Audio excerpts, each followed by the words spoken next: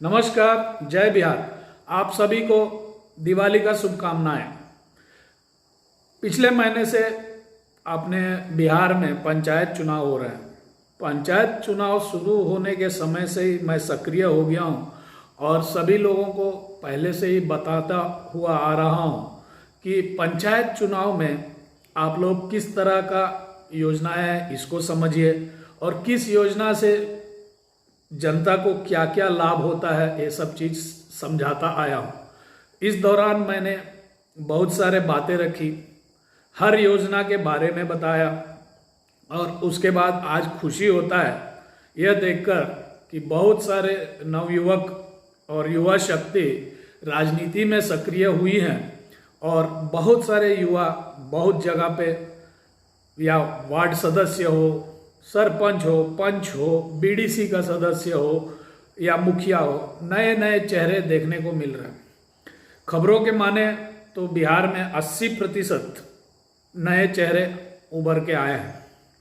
आप सभी से मैं यही आशा करूंगा कि आप लोग सभी योजनाएं के बारे में सही तरीका जानकारी रखें और उसको किस तरह से ज़मीनी स्तर पर लेके आना है और जनता को उसका भरपूर फायदा किस तरह से दे सकते हैं, इसके लिए आप लोग काम करेंगे ऐसा मैं उम्मीद रखता हूं। बीते दिन मैंने प्रेस कॉन्फ्रेंस भी किया कुछ जगहों पे जाके, जैसे कि मैं जिस पंचायत का हूं उस जगह पर जाकर के हमारे पंचायत में जीते हुए अभ्यर्थी को, जो लोग नवनिर्वाचित हैं, उनको बधाई दी।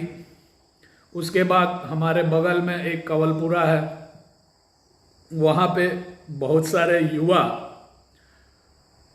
चुनकर आए हैं, उनको भी ढेर सारे बधाई दी। और सबसे मेरे को अच्छा लगा और खुशी की बात हुई, प्रियंका सिंह देवरी से जो हैं वो MBA हैं। वैसे युवती अगर राजनीति में आते हैं तो बिहार को बदलना बहुत ही आसान हो जाता है। वो दिल्ली से MBA किए हैं, उनसे मिला। मैं जब से सक्रिय हुआ हूँ आप लोगों के बीच आ रहा हूँ, पिछले साल भी एक ज्योति नामक लड़की ने बहुत ही बढ़िया स्कोर किया था, स्टेट सेकेंड रैंक आई थी 10th क्लास में, उनसे भी मैं मिला था।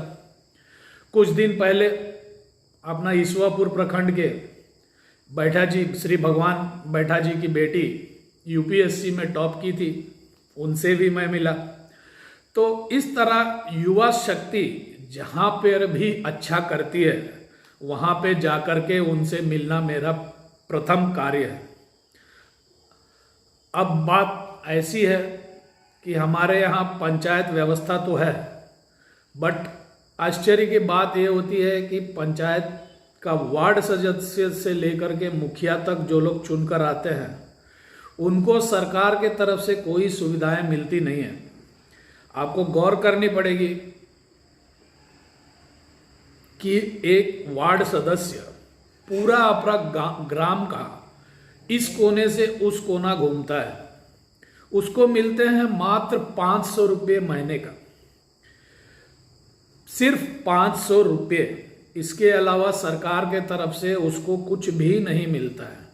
मान लीजिए जो ग्राम का मैं हूँ, वहाँ पर मेरे को कोई काम करवाना है या वहाँ पे मेरे को कोई शिकायत है, तो एक आम आदमी की तरह मैं तो पहले पहुँचूंगा मेरे वार्ड सदस्य के पास, उसके बाद ही जो भी है मुखिया के पास पहुँचूँ या विधायक के पास पहुँचूँ। बट मेरा फर्स्ट पर्सन जिससे मैं मिलने जाऊँगा वो रहेगा वार्ड सदस्य। अब उसके पास जा कर के मैं कोई चीज़ रखता हूँ और वो व्यक्ति को उस काम के लिए 10 बार शहर में आना जाना पड़े, तो जिस तरह का आज महंगाई है पेट्रोल का, आप समझ सकते हैं कि 500 रुपया वो उसको कितना देर लगेगा। बाकी उसका परिवार भी रहता है। अब भत्ते की बात करें तो आप देख लीजिए आंकड़े निकाल के, मिनिमम अप्रैल में जो रिलीज किया गया था फिगर्स, उसके हिसाब से मैं बात कर रहा हूँ। मिनिमम 176 रुपया, मिनिमम, कम से कम जो कहा जाता है 176 रुपया पर व्यक्ति सरकार गारंटी देती है कि इतना हमारे देश के किसी भी मजदूर को मिलता है। मतलब कि आप वार्ड सदस्य को सिर्फ 3 दिन, मोटा मोटी 3 दिन का वेतन दे रहे हो, बाकी 27 दिन उसको कह रहे हो कि फ्री में काम करो। यह व्यवस्था को बदलना पड़ेगा। अगर इंडिया, पूरा भारत देश में अगर आप कैलकुलेशन करके बता रहे हो कि 176 रुपया जो है वो मिनिमम, कम से कम वाला फिगर है जो एक व्यक्ति को एक दिन की जरूरत है, और आप जब वार्ड सदस्य की बात आती है तो उसको मात्र 500 रुपया देते हो। इस पर मैं विचार करूंगा, मैं अपना कोशिश जारी रखूंगा, मुख्यमंत्री जी को चिट्ठी भी लिखूंगा कि कुछ कुछ चीज़ें जो है वो बदलने की ज़रूरत है। जैसे थी वैसे छोड़ा गया है, और मुखिया हो या बाकी सरपंच हो, इन लोगों को भी जो सुविधा है या जो सुविधा एमएलए वगैरह को, विधायक को, सांसद को मिलती है, इस तरह सभी लोगों को मिलना चाहिए जो लोग जनता से चुनकर आते हैं। क्योंकि आप जनता का सेवा करने के लिए आपका पूरा टाइम आपको देना पड़ेगा, आपका सुरक्षा का भी ख्याल सरकार को रखना पड़ेगा। इसलिए मैं ये आवाज़ उठाऊंगा, आप लोगों को निरंतर जो भी चीज़ें रहेंगी उसके बारे में आपके सामने आके बात करते रहूँगा। आपको समझाने का हमेशा मेरा कोशिश रहेगा, और जो चीज़ हो सकती है उसमें आपके साथ हमेशा रह करके लड़ाई लड़ने के लिए मैं तैयार हूँ। आपको बता दूँ, पूरा देश में इलेक्शन कमीशन क्या होता है कोई नहीं समझता था। टीएन सेशन साहब जब इलेक्शन कमीशन का हेड बने तो पूरा देश जान गया कि इलेक्शन कमीशन का क्या रोल होता है और वो क्या क्या कर सकते हैं। वो एक एग्जाम्पल सिद्ध हुआ था। उसके बाद आप देख लीजिए अब्दुल कलाम जी, उन्होंने जब राष्ट्रपति बना तो उन्होंने भी एक एग्जाम्पल सेट किया कि एक राष्ट्रपति का क्या ओहदा होता है और उनके हाथ में क्या पावर्स होते हैं। तो आज जब राष्ट्रपति का बात करते हैं तो अब्दुल कलाम साहब का नाम पहले लेते हैं हम लोग। जब इलेक्शन कमीशन का बात होता है तो हम लोग टीएन सेशन का पहले नाम लेते हैं। इसी तरह अपने बिहार में सीतामढ़ी में एक मुखिया ने इतना बढ़िया काम किया और उस काम को राष्ट्रपति का पुरस्कार तक मिला। तो कोई भी व्यक्ति सही मान्य से चुनाव लड़ने जा रहा है, विकास की बातें कर रहा है, तो उनका उदाहरण देता है। उसी तरह अभी जो पंचायत के चुनाव हुए हैं, इसमें आप लोग मुखिया चुने गए हैं, आप लोग वार्ड सदस्य चुने गए हैं, आप लोग सरपंच चुने गए हैं, आप लोग जिला पार्षद के रूप में चुने गए हैं।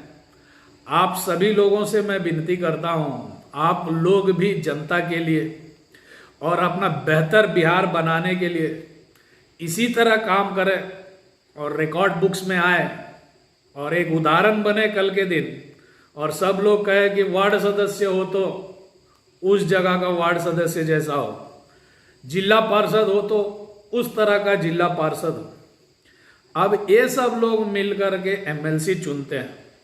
मैं बहुत जगह बहुत युवा लोगों से बात करता रहा।